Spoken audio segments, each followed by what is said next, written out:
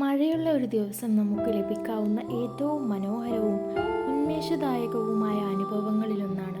വേനൽ മാസങ്ങളിൽ ചുട്ടുപൊള്ളുന്ന ചൂടിൽ നിന്ന് ഇത് വളരെ ആവശ്യമായ ഇടവേള നൽകുന്നു.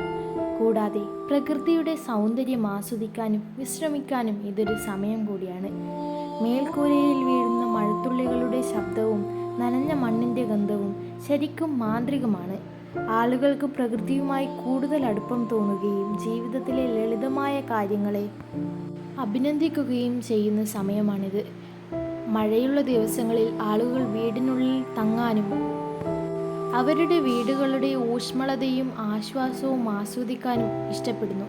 ഒരു പുസ്തകം വായിക്കാനോ സിനിമ കാണാനോ കുടുംബാംഗങ്ങളുമായും സുഹൃത്തുക്കളുമായും സമയം ചെലവഴിക്കാനോ ഉള്ള മികച്ച അവസരമാണിത്. ചിന്തക്കും ആത്മപരിശോധനയ്ക്കും പറ്റിയ സമയം കൂടിയാണിത്.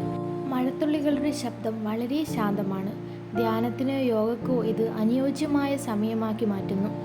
എന്നിരുന്നാലും മഴയുള്ള ദിവസത്തിന് വെല്ലുവിളികളുടെ പങ്കും കൊണ്ടുവരാൻ കഴിയും.